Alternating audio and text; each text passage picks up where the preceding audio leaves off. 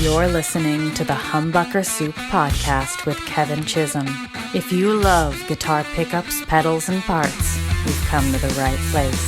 So sit back and enjoy the ride. We're with Aaron Cheney today. Aaron is the marketing director for Warmoth Guitar Products, which manufactures bodies and necks for electric guitars and basses. Since 1980, musicians worldwide have turned to Warmoth Guitar Products in the endless pursuit of their dream instrument. In addition to building a reputation for high-quality bodies and necks, Warmoth has been a pioneer in the industry with innovations such as the compound radius fretboard and conversion neck. And their website offers an unparalleled level of customization when ordering online. Welcome to our podcast, Aaron, and thank you for joining us. Thanks for having me. Aaron, I think a lot of guitar players would like to know how you wind up being the marketing director for such an interesting company as Warmoth Guitar Products. It's just luck, just like everything else, just like every other success you have as a guitar player. I've been playing guitar since the 80s and, probably about a decade ago, not quite that long, I found myself out of work. My day job went away. And so I applied to a bunch of places and Warmoth eventually called me. And for some reason, Ken Warmoth, I originally applied to be a customer service rep. And for whatever reason, I had some writing experience and some design and marketing experience. And he stuck me in a different department. And I worked there for a couple of years and just kind of grew into the marketing director. But for whatever reason, Ken saw fit to put me there instead of where I had originally applied for, and it just kind of snowballed from there. So the role that you have now was not necessarily the one you had in your mind when you first walked in the door. No, I mean, at that time, I would have been happy to do anything because I was out of work. So, but he saw something and put me in a marketing position within just a year or so after working there. So. But do you remember the first day you walked in the door? Did you actually say out loud to yourself, "Holy cow, what a cool place to work"? Yeah, I was jazzed. During that couple of months that I was out of work, I kept a spreadsheet of all the places that I applied to, and it was like 300 places that I ended up applying to. And the very first line on my spreadsheet was Warmoth Guitars. Really? So had you heard of them before you actually applied to the company? Oh yeah. I mean, I started playing. I'm a child of the 80s, so all that stuff in the 80s is my wheelhouse, and they started in 1980. Mm-hmm. So from the very beginning of my guitar playing days, I remember seeing ads for Warmoth in the local magazines and stuff. So I've been aware of them my whole guitar playing life. Okay. And when you were younger and you were starting out playing guitar, were you a tinkerer? Were you the kind of guitar player that thought about a maple neck versus a rosewood neck, or did that come along as you worked for Warmoth? Well, it definitely came along well before I worked for Warmoth. You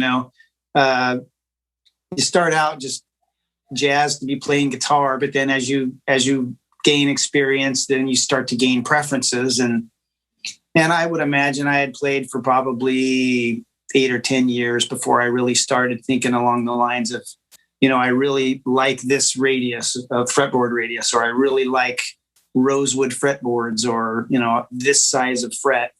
Mm-hmm. And then once you get to kind of that point in your, guitar playing trajectory, then you start thinking about modding stuff or changing pickups. I think changing pickups is kind of the gateway into the modding world, because I remember doing that long before some of the other stuff. Now, I'm curious what you think about this very topic, because I sometimes feel like I'm not going to say just two kinds of guitar players, but sometimes it feels like there are people who will go into a store, see a guitar they like, try 3 or 4. Great, I like this one, and that's the way you want it to go. They go home with it, they love it, they leave it alone and play it forever. And I actually envy people like that. I wish I could just be happy with what I have. And I feel like on the other side of the fence, there's people who just, it's almost like they say this, surfers are always looking for the perfect wave and hope they never find it, and I think a lot of guitar players, I know I am, I'm always thinking, what if I got a radius that was 9.5, not 9, or, always that extra millionth of an inch of difference in something. And I'm wondering, from your personal and professional experience, is that something that's kind of in your DNA, or can that evolve where you're not really a tinkerer and you become kind of OCD about this stuff? Well, I mean, there's a whole continuum of, like you say, people who are happy to buy something off the shelf, and people who, tinkering and customizing guitars is how they enjoy guitar. I mean, the cool thing about guitar is there's a million different ways to play it, but there's also a million different ways to enjoy it as a hobby or a career. I mean, you can play the guitar, but there are plenty of guys out there who the way they enjoy the guitar is mostly tinkering and trying different pickups and different pedals and different tubes and all the things that go into that. And so for me personally, it's always kind of a challenge to rein in the gear part of it and the modding and the tinkering part of it, and say, okay, today I'm not going to get lost down that rabbit hole. Today I'm going to actually write a song, Right. So do you ever feel like, I mean, sometimes I actually say to myself, I need to cool it with the tinkering, because if I'm not going to be a better player if I keep swapping my pickups out. I should figure out how I can make sure I practice enough. Right. Yeah. I totally fight that battle. I think a lot of people do. And however you enjoy the guitar, one isn't any more valid than the other. But for me personally, I always try and err on the side of creating stuff, creating a song or creating a, whatever. So it does require a little bit of reining that, because the gear thing will just you can go right down that rabbit hole so fast. Yeah. So it always requires a little bit of restraint on my part if I want to continue to write songs and do that kind of stuff. Now, there are, as I'm sure many, many, probably thousands or millions of people who look at the Warmoth website every day and browse like crazy and configure the different dream instruments. But I'm sure a lot of them would like to know, if you were going to build your dream guitar, the Aaron Cheney Holy Grail guitar, what body and neck woods and pickups would you use? Or does that guitar already exist? And if so, what are the details? Well, I'll tell you that I went for a long time trying to create the perfect guitar. And, I eventually came to realize that there is no perfect guitar, only a perfect guitar for what I'm doing at this time. Yeah. Because there's just too many contexts. There's too many musical contexts where a Telecaster or a Strat style guitar or a double humbucker guitar or whatever is the perfect guitar for that context. Yeah. And I really, whenever I say this, I always feel like I'm trying to sell guitar parts, but for me, you got to have many different guitars because there are all those contexts. And if you try and build one guitar that does everything, you end up with a guitar that just kind of does everything okay. Right, as opposed to a guitar that does one or two things really well. Exactly. A great telly or a great semi-hollow or something. Mm-hmm, exactly. Yeah, and for me, I would rather have a tool that's very specifically made to do a certain job and does it, perfectly. Yeah. And for me, getting back to the original question, for me, that's usually two humbucker guitars. Okay. A two humbucker guitar. I don't like middle pickups. So, S-style guitars have never been really my jam. I like the shape and stuff, but I always end up putting two pickups in and no middle pickup. So if you're a two humbucker kind of player, are you a fan of splitting for more versatility? Yeah, sometimes. It depends on the pickups. Some pickups split better than others. Yeah. Yeah. In fact, somebody actually we got a question yesterday from someone who said, I have these certain pickups I just got. I'm thinking about splitting them, but they only read about, I think he said 7.5 in the neck and 8.5 in the bridge or something. And he said, I've heard that anything below 10K isn't worth splitting. Do you have a personal opinion about a point at which, anything below, say 10K or 9K, it's never going to sound good? Or is it, you got to try it and see if it sounds good? I think you got to try it. I think in general, especially if you're trying to mix and match, like if you're trying to do a guitar that has a humbucker in the bridge and then a couple single coils or something, then it's going to be even tougher to like mix and match and kind of find the a good balance between those. And in that case, you're going to want a humbucker with a higher output so that when it splits, it comes back closer to a level that matches the single coils. Okay, I'm only asking this question because I'm shamelessly curious, but what humbucker have you personally found splits the best? Like you just split it and you couldn't believe how great it sounded with just one coil. Well, for me, that's easy. The one that I like split best is the Sir Doug Aldrich. And I have that in a couple different guitars, some S-style guitars and a couple of LPs that I own. And I don't know, it's a louder output pickup. It's probably in the realm of like a Seymour Duncan JB. And I think that when it splits, it's not really, I've never heard a humbucker that splits and does a really convincing single coil sound. Mm-hmm. So I'm not really going for that. I'm just going for a pleasing sound. Yeah. And I just like the way those sound when they're split. Cool. I've found that when I like it, it's like you're saying, I'm not saying it sounds exactly like a single coil, but it sounds drastically different and it may sound great for funk or chicken picking or something like that. Right. Exactly.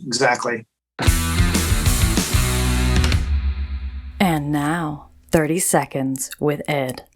Hello, my name is Ed Malaker, and in the next 30 seconds I will explain how to measure your pickup's resistance without removing them from your guitar. Many guitar players use pickup resistance to gauge how much output the pickup will have, and while there are other factors, it can be fairly accurate. You might need to know the pickup resistance if you are selling the guitar. It can also help if you want to buy a pickup to match one you already have. You will need to have a digital voltmeter, sometimes called a multimeter or an ohm meter, to take the readings. These machines are not expensive, but try to find one with alligator clips to make it easier. Set the meter to test for 20k ohm and plug the cord into your guitar. Touch the red lead to the tip of your guitar cord, touch the black to the sleeve, and look at the meter reading as you select different pickups to get the values. Use the shortest guitar cable possible to take the most accurate readings.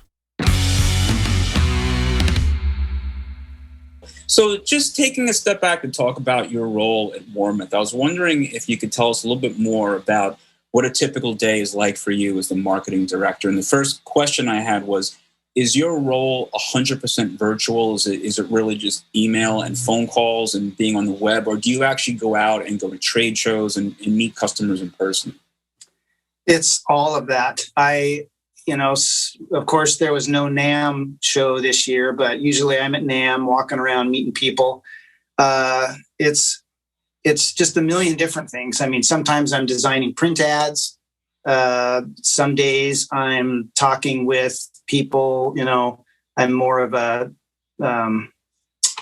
A&R guy, talking with people who are interested in sponsorships and that kind of stuff. Mm. Occasionally we have people who will come by and tour the shop. A lot of it's doing the YouTube channel. I shoot videos and stuff. And that's probably my favorite thing to do is the YouTube channel. Okay. But yeah, it's just, it's kind of a potpourri of all the things you would think of for marketing. I was looking at some of the YouTube videos, specifically the ones where it says shop tour. And the one where you were talking about the wood treatment, what really blew my mind was when you showed how for typical body shapes, you have a press where you can line up, if you're sitting up to 56 at a time before you have to cycle back around. Mm-hmm. But for the odd shaped bodies, such as the, I think it's like the I forget the one shaped like a V. It's not. Yeah, like the switchback or whatever. Switchback, yeah. Exactly. Mm-hmm. That it really has to be manually pressed together. My point is just that it really made me stop and think to myself, you go on the website and you pick this body, that body, put in your information and click, okay, buy. But a lot of things happen and a lot of people will touch your order at some point. It's an amazing process. Yeah, there's this sort of misconception these days that guitars are just made by CNC machines, but it's really it's just the most basic steps that are done by CNC. There's so much handwork that goes into making a guitar body or a guitar neck, like real people gluing up wood or, running wood through, planers or, even just the processing of the wood and deciding which, pieces are going to come together to make a blank. And I don't know, it's it's always funny because when when you're doing a YouTube channel or whatever, there's plenty of people who like to give you advice and stuff. And they always give you advice like, why don't you just do this or that? And it's like, man, it's so complicated. There's so much that goes on that you're not even aware of. But yeah. For our listeners, in terms of when you call to ask for advice, here's the best way to get the best answer. Oh, that's a good question. I think our customer service guys are pretty good at walking through customers through, the decision-making process or the process of how to use the website. I think the biggest thing that would help, I think the biggest point of frustration for somebody who's new to the process is second guessing themselves after they've placed the order, because you've got this lag time between, if you're ordering something custom, you've got 6 to 8 weeks or whatever it is. And about 2 weeks into that, they start going, oh man, should I have gotten 1 11/16 inch nut width instead of 1 5/8? Oh, I've got to call somebody about this right away. And it's just like, I think it's a natural thing. I do it too, Yeah.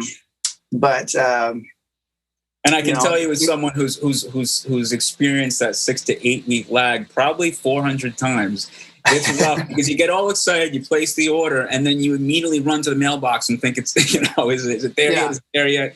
It's like it's a great magical feeling, and I mean this, ordering a neck or body from Warmoth, but then there's like, now I have to. Yeah. That's the curse of ordering custom, though, And that's why we have the in-stock showcase, is because we know that people really like to order something and get it quick, and they also like to see it before they order it. So that's why that's where the in-stock showcase came from. Yeah, and the in-stock showcase is magic for that reason, because it's it's so cool because there's a pretty good array. I mean, yes, there may not be the very back shape and radius that you're thinking of, but I can say I go there every day. Who am I kidding? And I'm always fishing, and I sometimes, there it is. There's a fat back, 7 1/4, 6100. I'm going for it. And it's great that you guys do that. Yeah, it takes a lot of work to keep that thing stocked up. I mean, normally we have between 5,000 and 7,000 items in there. And we have basically a room the size of a gymnasium at Warmoth, full of shelves with all that stuff. And, so you've got to build it, you've got to finish it, you've got to photograph every single item from multiple angles, list it on the website. It takes a ton of work to keep that thing functioning.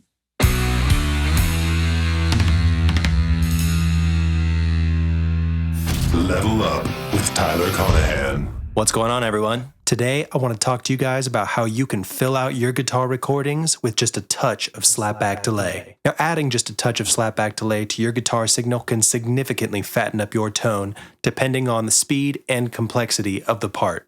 I like to think of adding slapback delay as an alternative to doubling your guitar part. When you double a guitar part, the small time variation between your first recording and your second recording makes it clear to the listener that there are two guitars playing. Slapback delay can mimic that effect without you having to record a second part. While you can do this with the delay pedal or doubler pedal, I highly recommend recording dry and adding slapback in your DAW with tools such as Echo Boy from Sound Toys or H-Delay from Waves. Thanks for listening, and that's been another segment of Level Up with Tyler Connaghan. Hi, this is Don Morris from Electroplex Amplifiers, and you are listening to the one and only Humbucker Soup Podcast. Well, I have to admit, I'm very surprised that I only came across your website maybe in the last year or two. Your YouTube channel. And I really, the more I've looked at the videos, the more I've realized that I'm so glad that you do that, because I think it certainly helped me to understand it's not that we just sort of get around to your order in 5 weeks. It's that this is what happens when you press that button. It takes a long time to be able to make this high quality guitar parts, especially when you offer such an array of options. We have to be able to make an XYZ left-handed, this shape. And right. Yeah. And people, it's funny because we do offer so many options, but as soon as you put it on the website as something people can choose, they don't perceive it as custom anymore. They just think it's a normal thing. And so then they are looking for things that are off menu. I want to do this, or I want to do this crazy thing or that. And a lot of times we have to tell people, no, we can't do that. And even when in their mind, it's a very simple thing. Like, why can't you just do, I don't know, why can't you just use my wood that I supply to make my body, because this wood came from my grandfather's, barn or whatever. And it's not that we can't do those things. It's that we can't do those things and maintain our production environment. It's not a hard thing the customer is asking necessarily, but it just doesn't work in a production environment to do that. You can't walk into warehouse B and say to Jim, hey, I've got this piece of wood from, so-and-so's grandma's house. Just make a Strat out of it. Yeah. Well, it's not that we don't want to either. I mean, and if it was just one guy asking another guy to do this one thing, it's not hard. But when you're asking to stop a production line for one guy to do this, and that one guy plays a pivotal role in the flow of orders through the shop, and you're asking him to stop to do one thing, and then all of a sudden, orders start piling up, and it sets 25 other orders behind a day, So, and that's the thing, is when I look at those videos, of course, before I ever saw your videos, I imagine kind of like Willy Wonka's Chocolate Factory, where everyone's sitting around talking about their first Zeppelin gig and all that, or just, oh yeah, and let's make that neck when we get a chance, And the thing that really stood out to me is that it's always, you're talking and you're explaining what this part of the process is, but behind you is the person, and they are really cranking out whatever it is they're doing. They're really working, and they're working hard, and they're working fast. Mm-hmm. And I think it's a reminder again to people that, there's a lot of orders, and we work very hard to get them out the door. Yeah. Yeah. And especially in this last year, I mean, a year ago, if you had told me as this pandemic was, sinking its teeth into the world, if you had told me at that time that we were, on the threshold of the busiest year in our company's history, I would have not believed you. But man, the last year has just been insane, the amount of orders that we've gotten. Wow, really?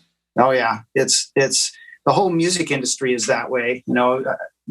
I hear about these other guitar companies that are 2-3 years behind in orders, and you go on Sweetwater or Musician's Friend, and half the stuff is out of stock, and it's just crazy the amount of orders that we've had. Do you think it simply comes down to the fact that we're all stuck at home, and if you're a guitar player, when you're stuck at home, what do you do? ... Yeah, well, going back to what we were talking about at the top of the show, where you have this balance between like, am I going to write a song, or am I going to practice for my gig, or am I going to build a guitar and totally geek out about pickups or whatever? Well, you've taken away one entire side of that scale, the gigging and all that stuff. Right. So we're all left at home, with a bunch of guitar parts and a dream, Yeah. And it's sort of ironic, whereas I think in a lot of industries in the last year, they had to adjust by probably laying people off and making those kind of adjustments. Have you guys had to adjust in kind of the opposite way in terms of dealing with the increase in volume?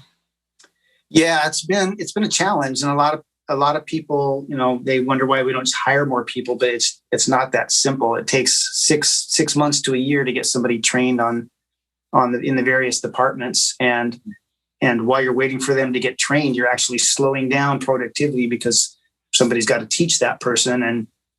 And we keep expecting it to end. We keep thinking, okay, yeah, once we get past Christmas, then things are going to just slow down, or once we get past this or that. And it just hasn't. It just keeps getting busier and busier. So it's, it's the best kind of problem to have, to wonder how you're going to take care of this massive amount of orders that you're getting, but it's still a challenge. So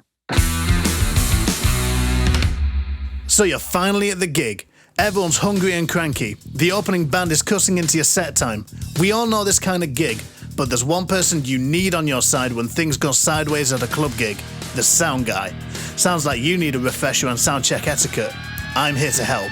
Joe Boult, Guitar 911. Sound guys at a club work their arses off to make you sound good, so here's 5 things you can do to make sure the sound guy doesn't scoop out your mids at the next gig. Number 1, don't talk smack. The sound guy can hear you, mate. It's kind of part of their job. Talking smack about them ruining your tone probably won't get you anywhere. Not happy with your sound? Then voice your concerns like a decent person, and you might get an answer that doesn't start with F and end with off. 2, speak up. Have you got a fancy intro that you're playing from your phone to start the set? Tell them as early as possible. Mic preferences? Tell them as early as possible. Are you controlling your solo volume with a boost pedal? For God's sake, tell them as soon as possible. Sound guys look good when you sound good, and suddenly gaining 20 dB is a really good way to get turned down and forgotten about. 3, this one's a no-brainer. Feed them, water them, tip them. Sound guys see you sneaking off to KFC while they sound check the next band. They're tired and hungry too. A quick, do you want anything from the shop? And offering a pint or 2 at the end of the night? That's going to stand you in great stead for the next gig. 4, and for God's sake, how do you not know this already? Respect the gear. I've done plenty of shows where the sound guy is using their own mics, cables, DI boxes, and even their own desk sometimes. They paid for that gear, just like you paid for yours. Respect it. No beers on the desk, no ragging cables around, and for God's sake, do not drop the mic. I don't care that it's only an SM58. It's only an SM58 because you keep slam dunking it. And most important, Don't be a dick. you want a hand with loading in? So do they. Got a piece of gear that's a 2-man job? Then ask nicely. No, they will not fetch you a bottle of water. They're more concerned with that god-awful hum coming from your antique metal zone. They're not standing around. They are listening, analysing, deciding how they're going to make your band sound like AC/DC and not the Friday night pub band special. Sound guys have the power to make you sound better than the record or worse than the demo, so show them love. I'm signing off. So until next time, I'm Joe Boult from Humbucker Soup, and I'll see you about. If you like what you're hearing on the podcast, then head over to humbuckersoup.com for deeper dives from our experts to guide you in your pursuit of the ultimate guitar tone. Once again, that's humbuckersoup.com. See you there. And when we were talking a few minutes ago about all the different options that you have and how many millions of combinations it creates, it really reminded me, and I've thought about this a number of times in the past, that I'm not saying this to be nice. There's no Coke to your Pepsi. There's not another Warmoth. I mean, why is that? I mean, there are other companies that do what you do and sell online, and I've bought a few bodies and necks, but there's no company that does it on your scale. Yeah, I really have to credit Ken Warmoth with that, and he was a little bit like Leo Fender in that he didn't play guitar, but he was very much a tinkerer, very much an engineer. A lot of the tools that we used for decades were tools that he designed and built. Him and his father, and besides those things, he was also very fiscally smart. He knew how to take care of the money. He knew how to reinvest when he needed to in, new machinery or whatever. And he was just very smart in that way. Mm-hmm. And so he was able to weather a lot of, bumps in the economy or a lot of lean times or whatever. And that basically just gave him the time to grow the company. I mean, we just had our 40th anniversary. And I think that's why we have the part of the reason why we have the place in the industry that we do is because we've just been around longer than everybody else. We've weathered a lot of those storms that took the other ships out. And we're able to just keep growing. Once we got through that storm, we were able to keep growing and growing and growing. And I also think it's because he was in on the early end of the customizing and modding. I don't know. I don't want to call it a craze, but the 80s is kind of where that really started. And so he was there with a lot of, like you said earlier, the compound radius or the conversion necks or a lot of those things. And he was there at the start. Yeah. So things just grew from there. And it also seems to me that when you mention something like a compound radius innovation like that, again, other sites I've seen, yes, we have rosewood necks, we have maple necks, we have a variety of things, big frets, small frets. But with Warmoth, it's almost like it's like artwork. It's like the ability to look at making bodies and necks as not just we make them and we have a few different choices, but we're thinking about this. We're thinking about things that will change your relationship to the instrument. Right. Yeah, and it's significant. I mean, a lot of the other companies offer the bread and butter stuff, like you said. The options that Warmoth offers really, can change change your approach to the instrument. The different fretboard radius, radii, things like that, all the different nut widths that we offer. A lot of guys, a lot of players will find options there that they can't find anywhere else, like the super wide necks and that kind of thing. So it's and people kind of lose sight of like how many options we really do offer. There's so many options. Okay, we could talk with Aaron all day about this stuff, but we only have 40 minutes. Tune in next time for part 2 of our discussion with Aaron, when we'll get into conversion necks, chambered bodies, and Warmoth's first fully built guitar. Until then, if you've never been there before, be sure to check out warmoth.com. It's a guitar player's fantasy, and it'll blow your mind. You've been listening to the Humbucker Soup Podcast with Kevin Chisholm, produced by Jay Sosnicki, music and audio production by Tyler Connaghan. Follow us on Instagram, Twitter, and Facebook at Humbucker Soup.